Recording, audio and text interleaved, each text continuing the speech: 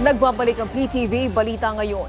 Nilinaw ng Department of Foreign Affairs na tanging ang Pangulo lang ng bansa ang otorisado at may kapangyarihan na pumasok sa anumang kasunduan na may kinalaman sa West Philippine Sea.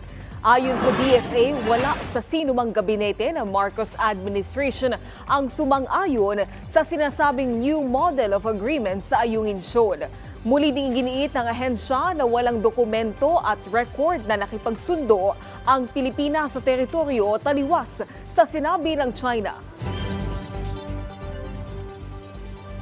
Inatasan ng Department of Environment and Natural Resources ang mga pampubliko at pribadong golf courses sa Metro Manila na makiisa sa pagtitipid ng tubig.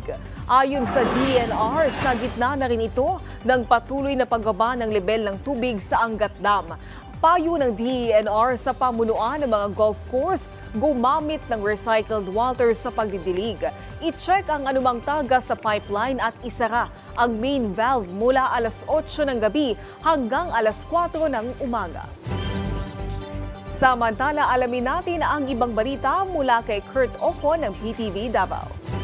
Maayong adlaw, gianunsyo sa Professional Regulation Commission kon PRC Regional Office 11 nga dunay mobile outreach program nga mahitabo matag Sabado nga magsugod karong Mayo 4 hangtod Agosto 31 ning tuiga sa pili na mga barangay sa Davao City.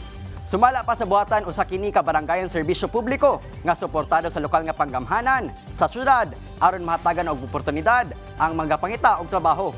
Giawhag karon sa buhatan ang mga publiko nga moadtog dili sayangan ang oportunidad. Mamahimong magdala og mga rekwisitos sama sa renewal professional ID card, Certificate of Board Rating o Authenticated Certificate of Board Rating ug mamahimong magpa-schedule sa online.prc.gov.ph ug pilia ang barangay serbisyo publiko.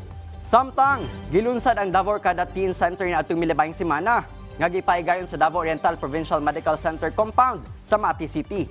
Ang maong center naghanyag og mga serbisyo sama sa Basic Essential Health Package, Adolescent Pregnancy Package ug Sexually Transmitted Infection Medical Package.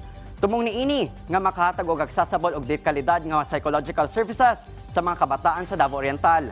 Nahisubay ang maong inisyatibo sa Universal Healthcare Act sa Department of Health. Ug mao kadto mga nagunang balita dinhi sa PTV Davao. Ako si Kurt Ocon para sa Pambansang TV sa Bagong Pilipinas. Daghang salamat Kurt Ocon. At yan ang mga balita sa oras na ito. Para sa iba pang update, i-follow at i-like kami sa aming social media sites at PTVPH. Ako po si Naomi Tiburcio para sa Pambansang TV sa Bagong Pilipinas.